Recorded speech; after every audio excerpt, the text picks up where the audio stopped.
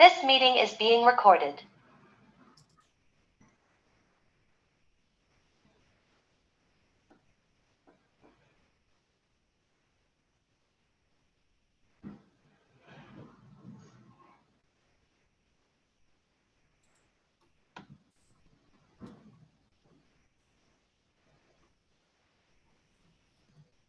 Hi everyone, thank you all for joining us this morning. We'll give it a few minutes and then we'll get started.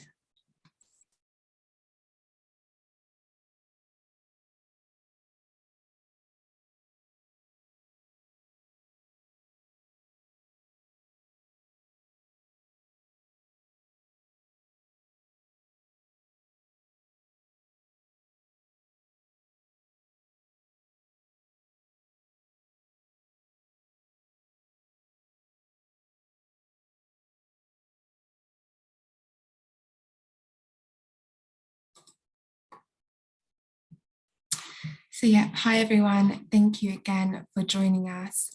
Really excited to have you guys all here for our final webinar before the campaign starts. As people are joining, we'll just get started with our usual housekeeping and get ready for the webinar. So just a reminder that you can use the chat throughout the session. Please do feel free to use that to introduce yourself, and if you have any issues, you can put them in there. Slightly different format to this webinar, we will have a raise hands option, which will allow you to ask your questions at the end if you want to. So you'll be able to unmute yourself when you raise your hand and ask a question directly to the panel. Or if you don't feel comfortable doing that, you can just use the Q&A function as normal at the bottom of your screen and pop in your questions there. There will also be a few live polls throughout the session. Please do get stuck in and you should be able to answer those polls and they should pop up on your screen. And again, for anyone that does need a transcript, there should be a little button at the bottom where you can do a live transcript, show subtitles, and use those throughout the webinar. With that, I'll pass straight on to Caitlin. Yeah, thanks, Beth, and welcome everyone. Thank you for joining us for the final session before campaign week. We're IG advisors. For anyone who's new, we're a strategy consultancy and we work with philanthropy sector, businesses, non-profits for social and environmental change. I'm Caitlin, I'm a junior advisor at IG and I'm joined today by my colleague Rachel. We're going to be facilitating today's session. This session is really going to be led by our amazing panelists who you will be meeting in a moment. So just a reminder that today is Ask the Panel, but we do have another session after campaign week where we will be reflecting on the campaign and we will be thinking about how to cultivate all our new donors moving forward. So don't forget about us. So today we're going to be quickly going over the objectives of the session and you'll get to meet all of our panelists. We're then going to hear some presentations from two of our panelists who are past Big Give Challenge participants. There will then be a Q&A session and we will wrap everything up. Worth saying that we do have a tendency to get very excited and go through things quickly. So if you do need us to slow down at any point, please do feel free to let us know in the chat. We will be sharing these recordings. I believe the presentations will be shared as well. And for anyone using the transcript, if it isn't picking up, if there are any gaps in the transcript from this session, but also from any previous sessions, you do have our contact details. So please do feel free to reach out and we will happily fill those gaps. So today we're going to be learning from the success of past Christmas Challenge participants. And we're also going to be clarifying any of our final questions before campaign week. And before we dive in, we just want to get a sense of how we're all feeling. So there's going to be a poll that appears on screen. And we would love to know how you're feeling during this final training before campaign week. So are we super excited, ready to get going? Are we help with 3 exclamation marks? So yeah, Castiel, let us know how you're doing. And maybe we could share the poll results.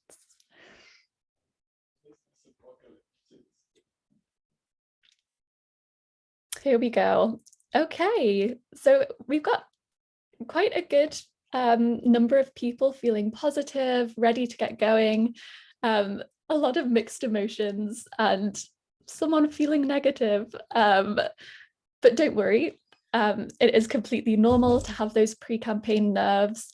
We're going to be listening to some really, really useful and inspiring presentations today. So don't worry, we've got your backs. We're going to be helping you out.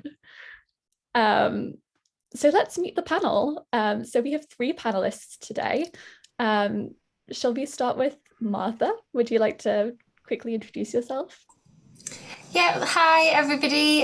So my name's Martha Wood and I'm the Marketing and Fundraising Officer for the Bendrig Trust, which is a charity based up in Cumbria. The weather's not looking so great out the window today, I have to say. We are a specialist outdoor centre and we run lots of different outdoor activities and residentials for people with disabilities. So it's people with learning disabilities, people with physical disabilities, a combination of everything, and we get them out into the Lake District and the Yorkshire Dales doing lots of amazing things that many of them didn't think they could do. So it's a really fantastic place to be. Thanks so much, Martha. And our other panelists for today's session, Leanne. Yeah, hi everyone. My name is Leanne Thomas and I am the fundraising coordinator for Pregnancy Sickness Support. We're a small charity. We're based in Cornwall, but we do support all women and people across the UK. We support them when they're suffering from pregnancy sickness and nausea, particularly the severest form, HG, which can often lead them into hospitalisation. And we make sure they know all their rights, all of the medical information, and generally just provide emotional support for them. And we're a team of 7 and I'm the only one fundraising. Thanks so much, Leanne. And then finally, we have Beth, who we all know, but Beth, do you want to say hi? Yeah, sure. Hi again. I'm Bethany, Partnership Executive at Big Give, and I work with supporting all of our charities through your first initial start of the Big Give all through to your campaign, the start of your campaign, and I also run our social media and our blog. Thank you. Okay, so these are all our panelists, and we're now going to be hearing presentations, which I'm very excited for. So I'm going to stop sharing my screen and pass over to Leanne. So yeah, take it away. Absolutely. Can everyone see my screen? Yeah, that's perfect. Excellent. Okay, yeah, so as I said, I am the fundraising coordinator for Pregnancy Sickness Support. And this was actually our very first Big Give Christmas challenge. And in fact, it was our first match fund campaign completely. Neither the charity nor myself had ever done it before. And I'd worked there for 10 months and we decided we'd heard really good things and we wanted to give it a go. So this presentation is essentially the thought process of a charity that had never done this before, and how we decided what we were going to do and what we did and the results of that. Excuse me. So as I said briefly earlier, we're a small charity based in Cornwall, supporting women and people all over the UK suffering from sickness and nausea, particularly when it's an extreme form of the condition. We provide support via a website, a web chat and a phone line. We also do tons of research and training for healthcare professionals as well. We're a team of 7, and that includes our part-time fundraiser, and that's me, and I'm 30 hours a week. And as I said, this was everyone involved's first time participating in not just the Big Give, but any match fund campaign before. So it was a massive learning curve for us all.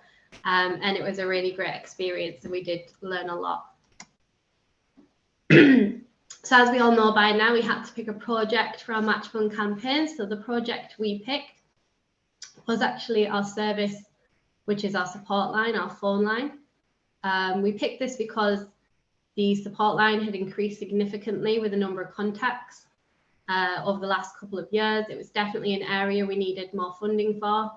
And we knew our supporters would recognise, understand and appreciate the service. It was a very clear message to get across. And what we wanted to aim for was £6,000. So that was going to be 3,000 match funding pot, and then the 3,000 that we would have to rally our supporters to raise. And we were essentially saying that it would help us fund potentially an additional support line worker, because that's what the service was needing. So when I say we were starting from scratch, I'm not exaggerating. So we really needed to sit down as a team and work out what we were doing. So when I say as a team, predominantly, I mean myself and my Chief Operations Officer. And what we wanted to do is just utilise what strengths we did have. So we first did lots and lots of research. So we attended every single webinar that the Big Give provided, every case study they offered. Maybe not every, but most case studies they offered, we read and we learned from previous campaigners. And also I'm a member of lots of social media groups for fundraisers. There's this one on Facebook called Fundraising Chat. It's super useful, full of tons of fundraisers. And actually there was a lady from Bendrick Trust who is the other panelist, not Martha, but another lady, and she actually ended up mentoring me and guiding me through my first campaign. So it's really nice to be on the panel today with Martha. And I also asked local charities as well. So I actually asked the Monkey Sanctuary, which is local, because I knew they did it, and I was on the phone to them asking if they had any advice. So I can't emphasize how much research we did. We also knew some strengths of ours was social media. So obviously it is predominantly a digital campaign, so we wanted to focus on our key platforms there. And using them, we needed to discuss what content we were going to include. So we sat down again as a team, and we knew that real life stories, something that we have the privilege of using in our charity. We could use statistics such as HG is still a leading cause of why wanted pregnancies are terminated, and quotes and reminders of how essentially needed our services are, and how awesome we are as a charity, really. So that's the content we decided we would use. And who were we going to tell this to and how? Well, of course, social media mainly, but also emails, and that's personalised to specific donors, and also mass, so literally to everyone. We also use WhatsApp for those we knew more personally, and phone calls as well. But if I'm honest, I think I made one phone call the whole campaign, and that was to a corporate, and they offered £100, which was great. We were predominantly digital. So yeah, essentially we were going to make sure that the world knew we were going to do this campaign, and they were going to know it twice over. So after all the research and discussions we had, we decided on creating our supporter journey. The main thing we decided on initially was we were going to use all the branding provided by the Big Give, but put a PSS spin on it. The reason we used their branding was it was so much easier. It helped keep our campaign cohesive, and we liked it. And also it just saved a lot of time as well. And I believe that, well, I know they've already provided some branding material for the Women and Girls Match Fund as well, which we're going to use for this one. And it's great, and we've already started putting a spin on it for this campaign. What we did was we actually shared the news of it very early on. We wanted to get the excitement going straight away. We wanted to let our supporters know as soon as we did. And then we gave them a 3-week reminder, and we did this email wise as well. And then we had a 7-day countdown. So we really, really focused on building hype for this and making, again, just emphasizing that everyone knew we were doing this and that it was a big deal, because it was for us. It was a huge deal.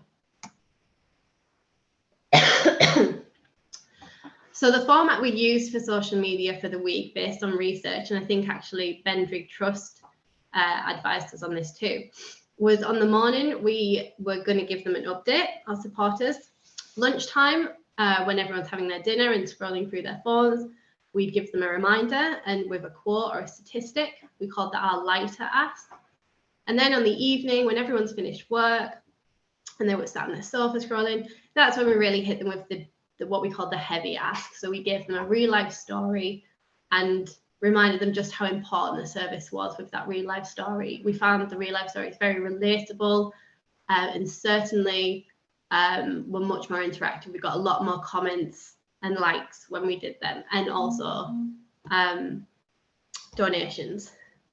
So spoiler alert, the build up we had created and this format for the first day meant that I came into work the very next day and we had already reached our target. So we reached our target in less than 24 hours with the way we decided to do things. What we also added was, because the irony of social media is it can be quite one way when it comes to communication. So we just wanted to try and make it a bit more interactive. That includes videos. So we did a launch video, which we did on the day. And that was just quickly made up on Canva with some old material we had. And then we're very lucky to have an ambassador, which is Michelle Owen from Sky Sports. And she did a 30-second clip just on a mobile, just saying about the Big Give Week. And we put that in midweek just to re-engage our supporters. And it worked. When I looked at our analytics, it definitely peaked back up 4 days in once we put that video up. We also did some Instagram lives as well, again, trying to keep that interactiveness. And we interviewed some poor sufferers, we interviewed staff and volunteers. And during these, we had lots of obviously live questions, which we could answer there and then. So it was very, very engaging for our supporters. And of course, we were mentioning the Big Give kind of at the beginning, end, and middle of those conversations.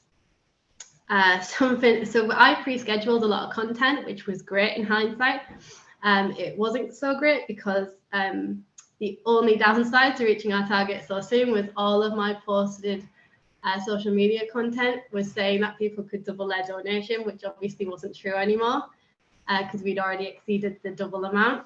But that was a small price to pay for reaching target early. I was happy to go through my content and quickly change it. And we still kept pushing because the week had so much momentum and it made total sense to roll with it still. So we still kept pushing for donations, reminding people what it was for and that they could still donate. And that's why, well, that's one of the reasons I believe we ended up exceeding the target as well.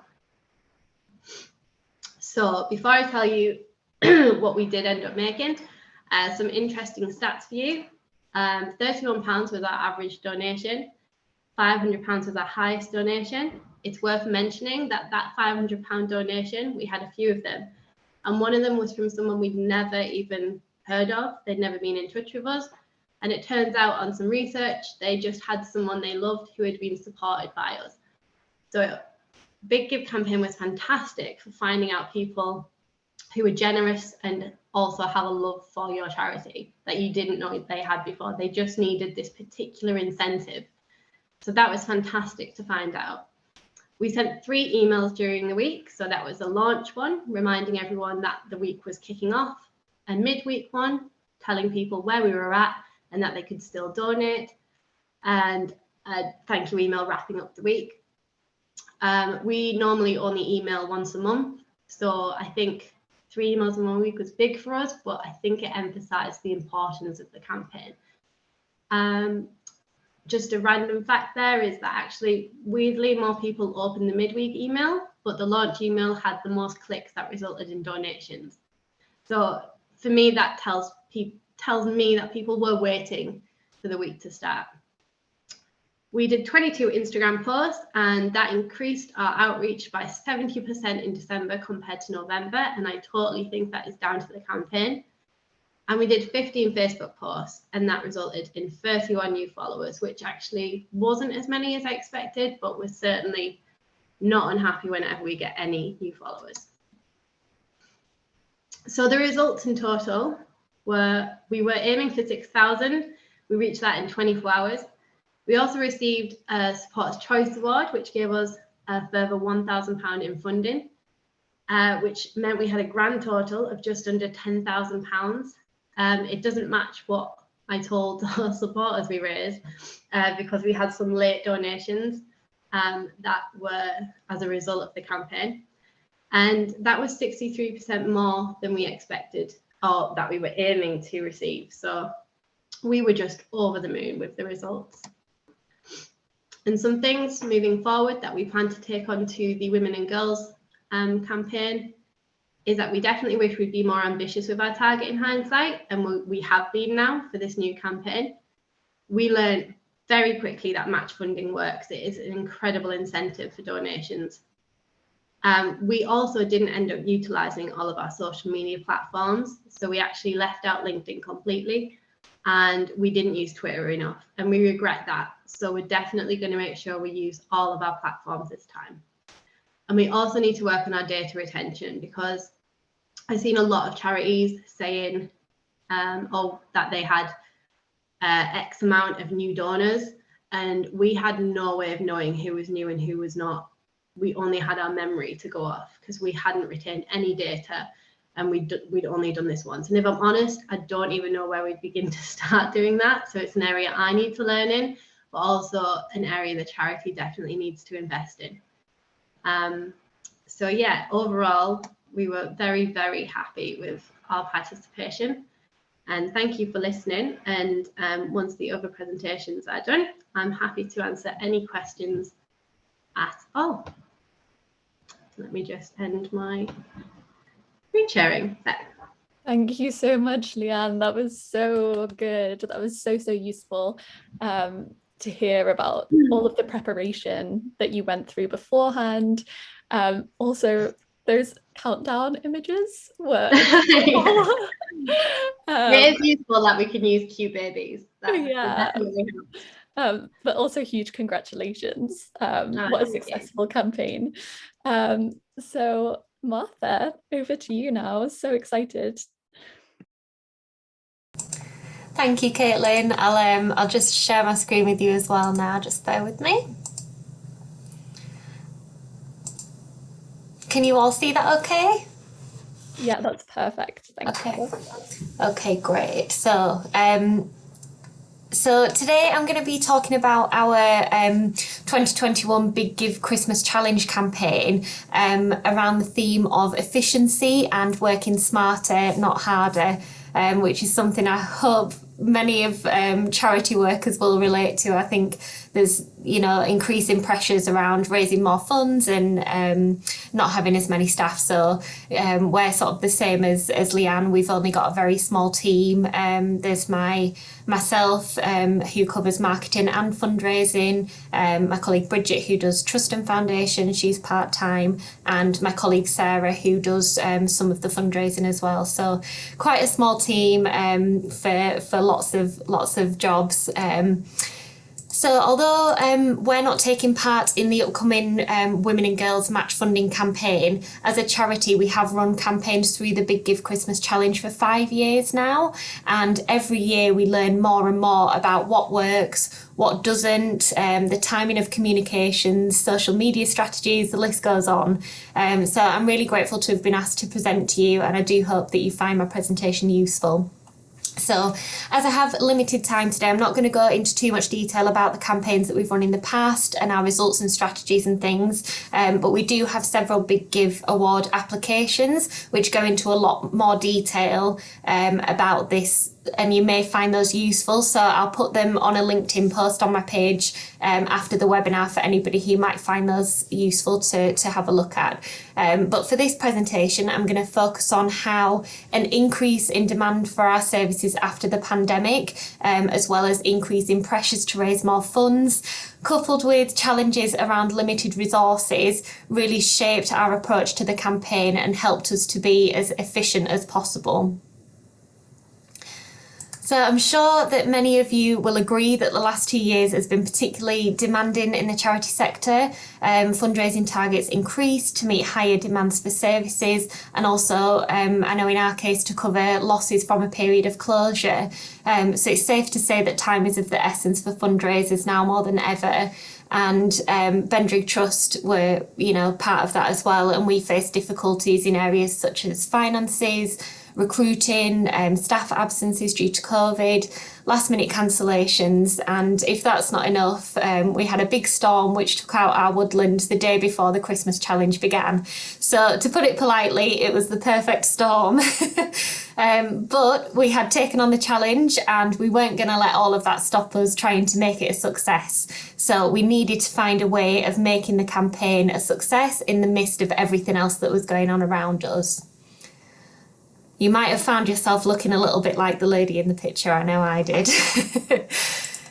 So to start with, we looked at our data from previous years. Now, if this is your first campaign, I'd recommend trying to collect some information from your own fundraising database if you have them, just to help inform your campaign for the first time. You can work out who your demographic is currently so that you can then build a picture of who they are and where you can reach them. So the data that we looked at included things like how many people donated during our previous campaign, how much the average donations were, if and how this changed over the 5 years of running the campaign, who was donating in these campaigns. So is it new donors, is it existing donors, our visitors, affiliates, corporate partners, and so on. And we also collected data to see the most effective ways that people were being signposted to our campaign. So this really highlighted the key areas which we knew had been successful in the past. So the limited time that we did have available could be focused on things that we knew had worked before. And this was really key to our campaign being a success.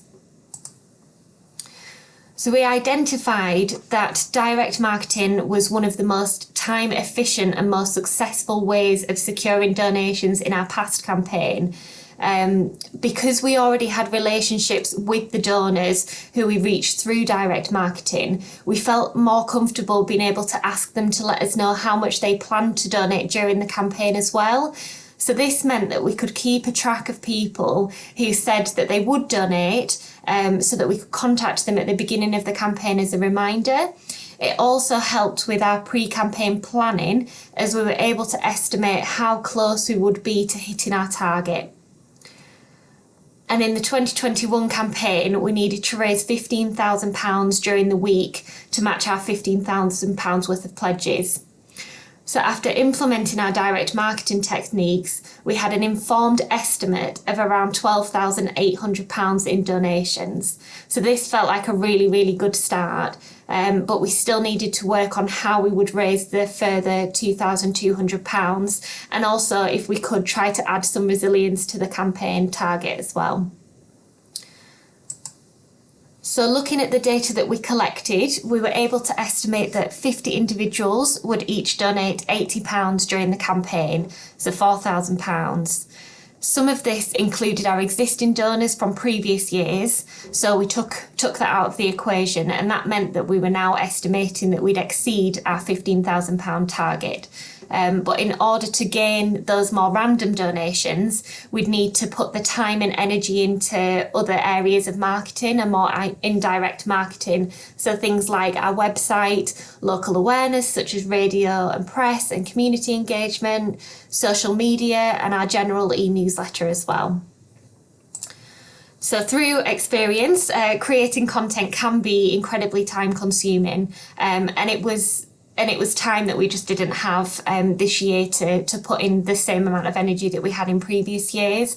So we looked at data from our channels, our social channels, our website, Google Analytics, and we were able to prioritise between them and see which had been most successful in the past. So people reading our newsletter and on social media were already sort of actively engaging with our charity and our work. So we felt these had a higher potential for generating donations. We also balanced this with how time consuming each task was, so that we could set priorities and then look at ways that we could be efficient with creating content. So we wrote the thing that we started with, which we tend to always start with, to be honest, but this year we made it a bigger emphasis, was creating this case for support. So obviously we had our project, but to create a strong case for support around that and about why it's so important that people would make donations towards our campaign when there's so many other amazing causes out there. We felt it was really important to put the time and energy into creating this first of all. And we did this in the form of a blog article on our website. So it contained all the details that we needed to tell people about the campaign and our project. It was quite a lengthy article. We did infographics with different statistics, images and supporting testimonials from our visitors. And of course, all the important details about how people could donate during the campaign as well. And we were able to draw from this one write-up to then produce content for many other areas of the campaign, so effectively helping to tick off 5 content jobs by producing this one article. Now, the other focus that we had was social media. So we know that this is one of the main focuses for the campaign, and as Leanne said, it can be really, really successful. But we also know how time consuming it can be to create content plans, and having these sort of movable as well, depending on when you hit your target and things. So we had a rough plan based on what had worked before in previous years, which included live videos each morning. We find that these are really efficient and effective, and would really highly recommend you using them in your campaign, as it can be just quite a quick, easy way to get content out there, but also promote what you're doing, and say thank you to people who've donated. We also decided to choose a really relatable theme, which again was data-based. So our followers really love seeing and hearing from our staff team and also our visitors. So we decided to have a theme which was I'll be there for you, which was a Friends theme. And this really created a positive campaign, which for us was really important. You know, a lot of people have been through huge difficulties over the last couple of years, particularly a lot of our clients who might have been shielding for a very, very long time, and very vulnerable. So we wanted to generate a really positive campaign after all the difficulties that they faced. And it was really also a wonderful way to demonstrate how we'd been there for our visitors throughout the pandemic. So we utilised some existing content that we had. We'd done a impact webinar earlier in the year and had some testimonial videos from that.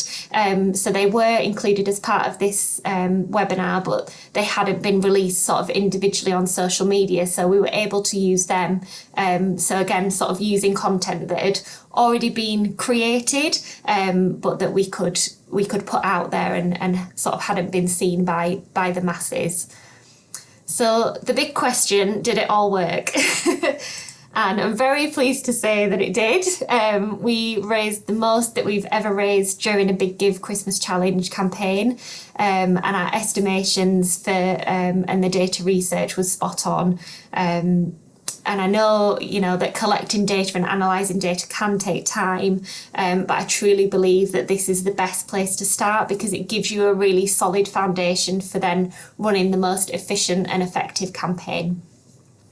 So I hope that you found that useful, and yeah, if you have any questions at all, please do let me know at the end. I will just try to stop sharing my screen now with you. Thank you very much, everybody. That was so amazing. Thank you so much. And really interesting to hear about your use of data, but also really inspiring to see how you managed to grapple with all those challenges and still have so much success. So thank you so much for that. So we're now going to move on to our Ask the Panel section. So it's Q&A. There are a couple of ways that this is going to work. So we're going to start off by, we have some questions that we would love to ask the panelists. And that should hopefully give you time to think about any questions that you would love to ask.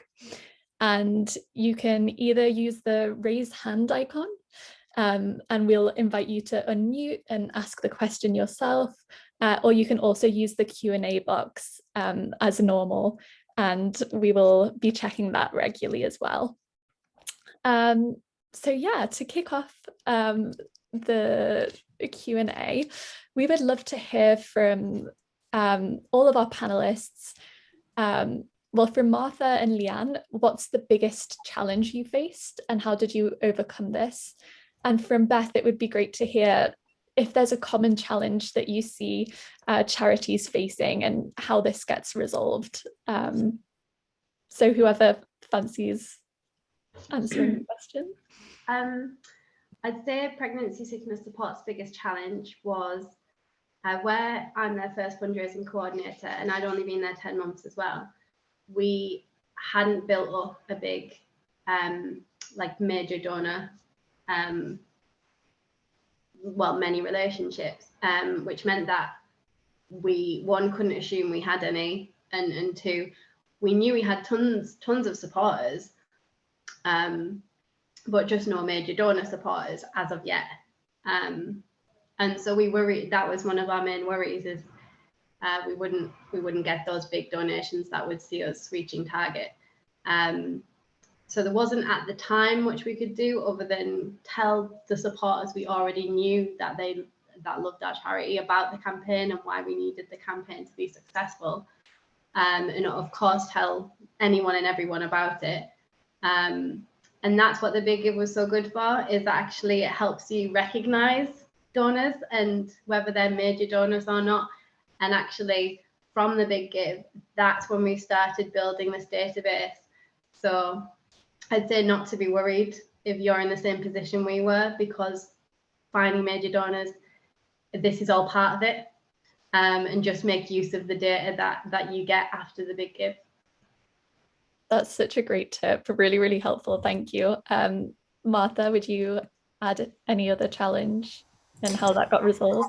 Yeah, I guess really the focus of my presentation was just the sort of limited time, but increased demand. And yeah, I think as well as lots of deep breathing and some lunchtime meditation, I think using that sort of data-driven stuff, because I think when you're passionate about something, you really want to do everything you possibly can, and you get quite excited and you want to do all this creative and everything else. And if you're anything like me, you want to do it all really. But actually using the data to inform your decisions about what you're going to do, and do the things that you kind of know are more successful for you as a charity. I think that's a really good starting point, and that's something that we use to overcome those challenges. Yeah, thank you so much. Definitely. That comes back to our first training session, which if anyone hasn't watched yet, it's all about identifying your strengths and what you already have in place that will really, really help you. Beth, is there any other key challenge that you've seen people face and how do they deal with that? I think in terms of the campaign in general, the timing can be challenging sometimes. Of course, it's great for your messages, the incentive to incentivize donors to donate, and the match funding element is always great and within that time limited period. But on the charity side, it's a very fast week. You have to be really reactive to lots of changes and situations that happen. So this is where we find thinking about your campaign week specifically and what will help you to make it easier for you during that campaign week.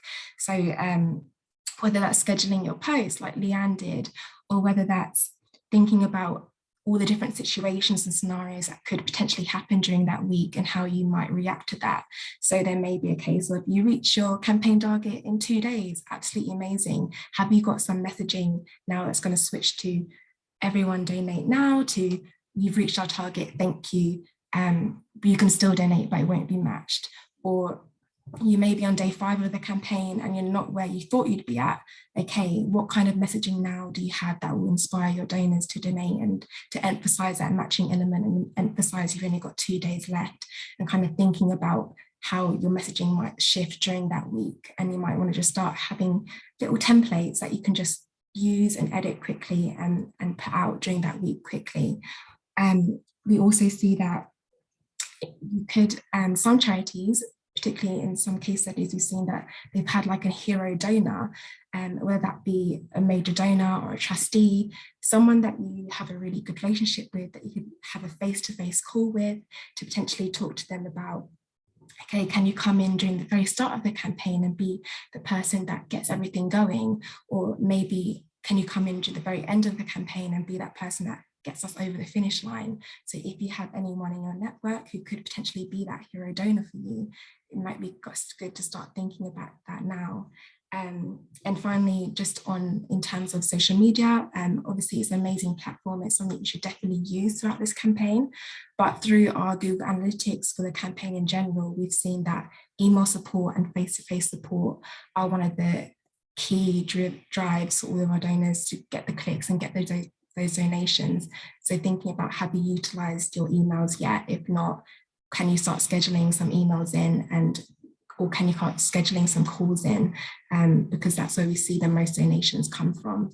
So just thinking about that during the campaign. Yeah, thanks so much, Beth. There's so many really good tips in there around preparation. Love the concept of the hero donor. And then also just meeting your supporters where they're at, and making sure you're using the channels that they're using. So before, because I see we have some questions waiting for us in the Q&A box. So very quickly before we dive into those, your one key piece of advice for participants. We would love to hear that. I'd say mine, considering we were so new to this, was definitely don't be afraid to ask fellow fundraisers. I have found that fundraisers seem to be just really lovely people who are just happy to help. And sometimes I felt annoying, and I shouldn't have, because everyone was so kind and helpful. So definitely reach out. Network. LinkedIn is great for that. So if you're not on LinkedIn, I'd suggest maybe getting on that too. So yeah, just don't be afraid to ask for help from fellow fundraisers. Thanks so much. Such a good reminder, because as you said, sometimes we can feel a bit shy about that, but yeah, 9 times out of 10 people will actually want to help. Martha, any tips? Final piece of advice? Yeah, I think as well as sort of the data side of it, I think just having a bit of a plan in place and some sort of estimations to be able to give you that confidence during the week that you're going to hit your target, because it can be a really stressful 7 days, and if you can hit your target early on, then it just helps to sort of relieve that, and also means that you can kind of focus on the more sort of engaging side of it and doing lots of different posts and things. So yeah, we tend to do a bit of a spreadsheet where we have a list of existing donors who we think might donate, people that we've built new relationships with during the year that we might reach out to, and yeah, it's kind of a master spreadsheet really of just potential, and we always try to underestimate what they might give, unless they've told us what they're going to give, but yeah, just having a bit of a plan in place and of where your donations are going to come from, I find really helpful. Beth? Yeah, I think for me is, even though it can be really difficult, try not to focus on that target and be overwhelmed by that target during that week. In the day, you will receive everything that you successfully raise and that matched. So there's not a case where you'll lose out on receiving any funds. You will receive what you've raised and what you've successfully matched.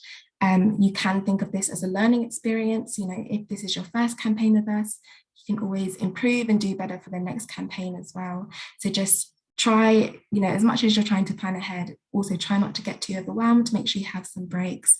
Make sure you just, you know, take this as it comes and can keep working on it and keep learning from the experience.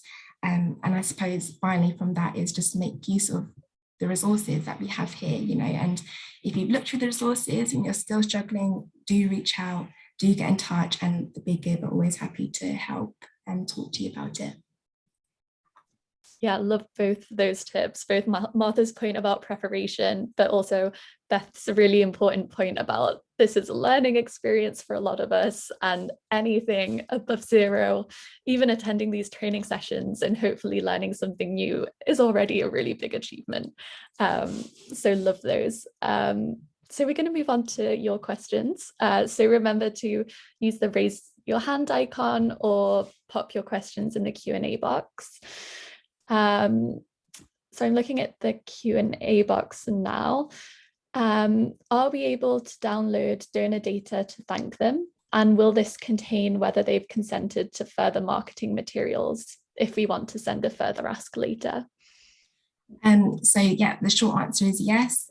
During the donation journey on the Big Give, every supporter is asked if they would like to opt into receiving comms from you and about gift aid and so on. And then in your campaign dashboard in the portal, you should see a donations tab. And on that tab, you'll be able to download your donations report that has all of the donor information that you need to claim gift aid in-house if you're doing that. But also you'll see any donors who have opted into receiving comms from you, and you'll see the email address for them so that you can contact them after the campaign as well. Thanks so much, Beth. So we have a question for Martha or Leanne or both of you about whether the new supporters that you've gained during challenges continue to support your work now. The short answer for that is that I don't know yet, simply because we had nothing to compare the data to begin with. So we're still trying to analyze it all and make and see where it all falls. And only time will tell for us whether they continue to support us or not. Yeah, I would just add that, again, sort of looking at the data, we do tend to have quite a lot of loyal donors anyway at Bendrig. And I think when people do get on board and do support our work, they tend to do so for a longer time, and we're quite good at retaining donors. So yeah, I think a lot of people that have donated during the campaign in previous years have then gone on to donate in more recent years as well, which is brilliant. And I think having that element of the match funding really helps that, because people might not have a lot of money to give either. They might be able to give sort of £10 or £20, but if you can double that to 40, that's automatically having double the impact. So I think that is a really attractive thing for new donors to get involved with. Yeah, thanks so much. And so exciting to hear that you've been seeing some kind of repeat donations. That's really exciting. We have a question from Leanne about the fact that you raised your total within 24 hours. Did you find that less people were continuing to support you once you'd reached that target because the match funding incentive was no longer on the table?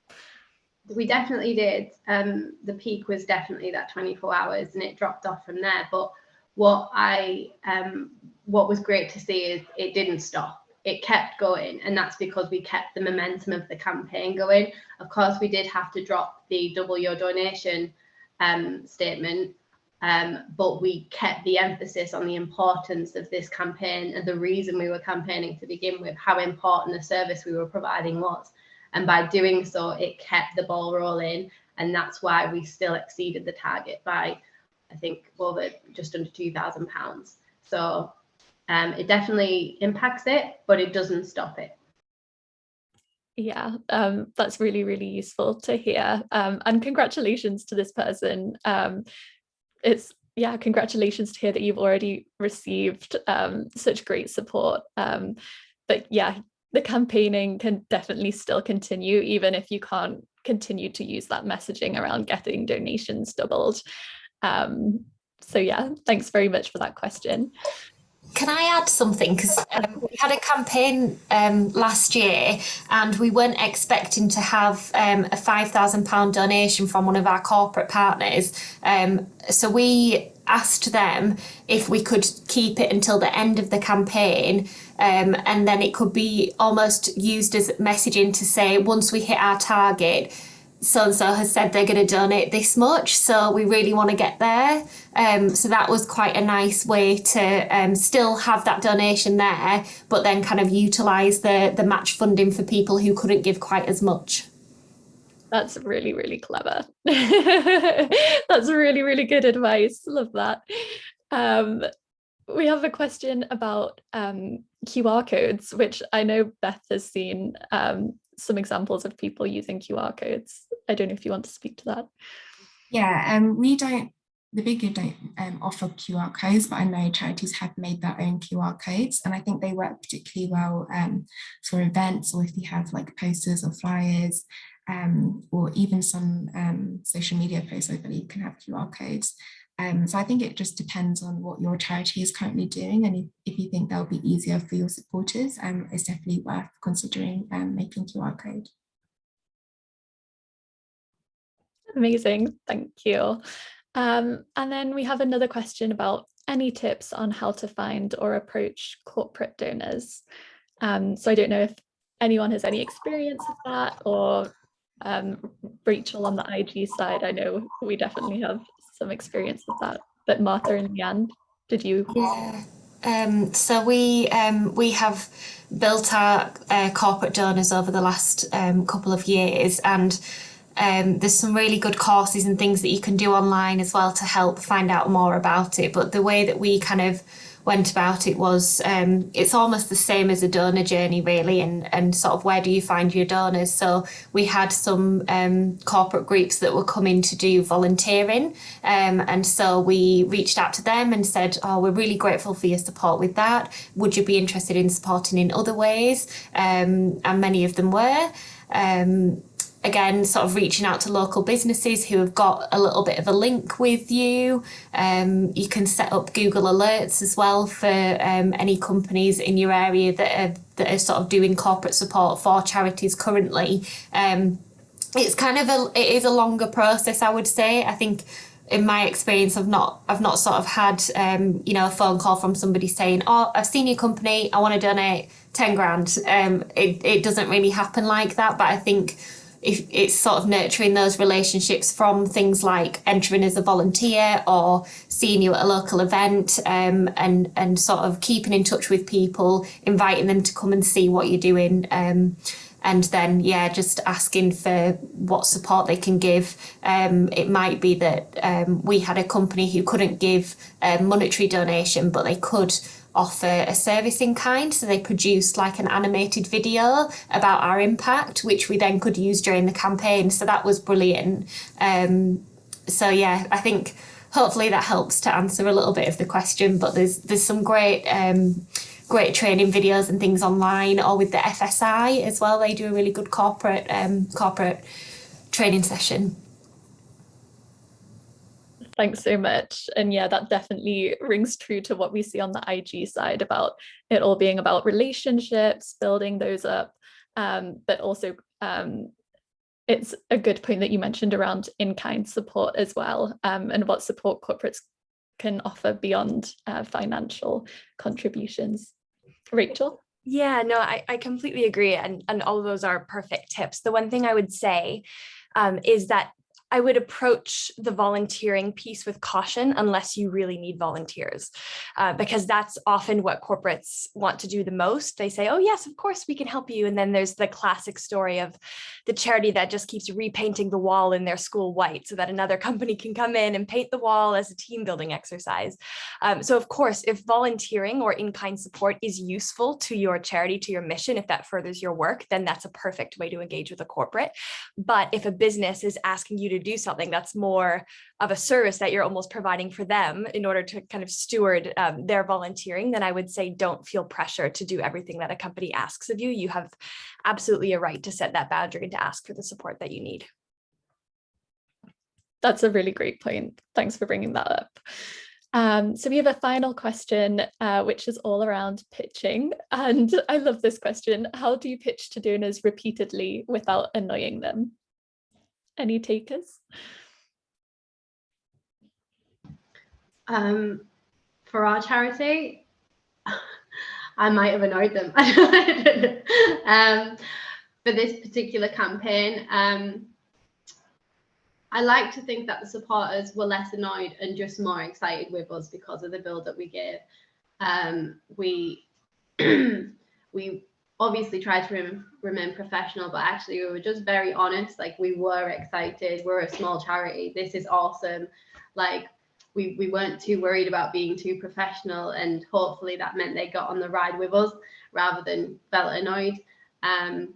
In terms of the messaging, that's where the variation came in. So we were essentially giving the same message, but in different ways with the quotes, the statistics, the stories. It all kind of umbrellaed under the same message, but it was never repetitive. And that's probably the key advice I'd give there. That's really, really great advice. Thanks so much. Okay, if that's it, then let's move on to wrapping up the session. I think just the final thing I would say, as a final bit of advice, is just to remind everyone about how the campaign works. If you don't already know about the payment methods, or how the donate button will look on your page, or how to access your campaign link, please do get in touch with us or read up on those resources.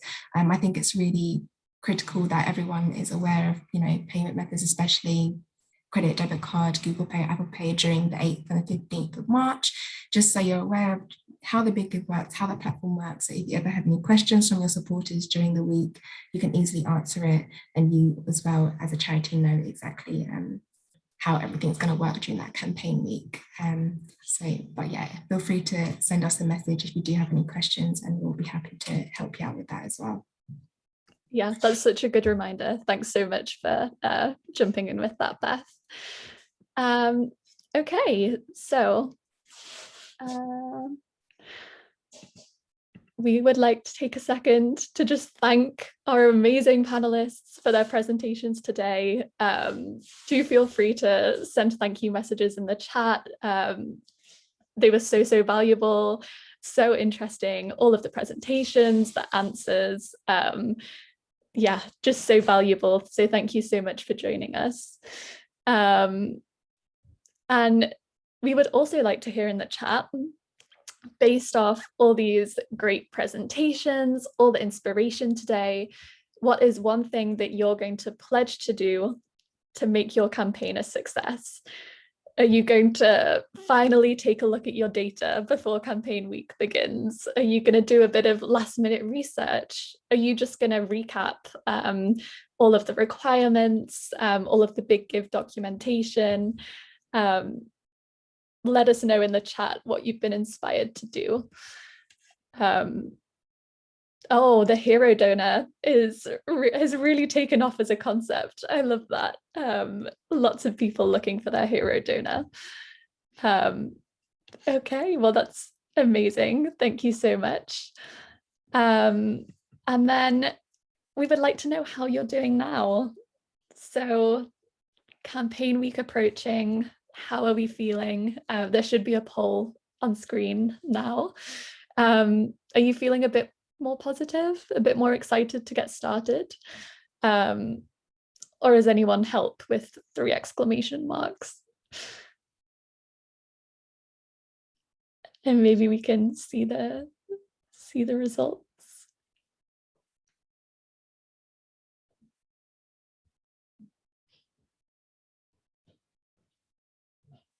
Okay, good. So still, we don't have anyone help 3 exclamation marks, which is good. A lot of people feeling excited, feeling positive. still some mixed emotions, but that's completely normal and completely valid way to be feeling. And once you get started, once you've kind of delved into all of the resources that Big Give has made available to you, and also, you know, all of these training sessions and presentations are available for you to look back on as well. So we have every faith that you're going to do an amazing job. So finally, just a reminder that even though this is the last time we'll be seeing you before the campaign, we would like to see you afterwards. So we have a session on the 21st of March. Please don't forget about us. It's going to be really good. We're going to be thinking about how to take learnings forwards. That question about, you know, have any donors donated again and supported again? We're going to be thinking about donor cultivation. So it's going to be a really great session. So thank you so much. As Beth said, any achievement is a great achievement. So while we have all these amazing ambitions, let's also make sure that we're celebrating all of our successes as well. And thanks so much to our panelists and everyone for joining us for all these trainings. We hope they were useful. I don't know if Big Give has any final words. Nope, I don't think so. Just good luck, everyone, and we'll be here throughout the process. So do let us know if you need anything. Yeah, such good luck, everyone. Thank you.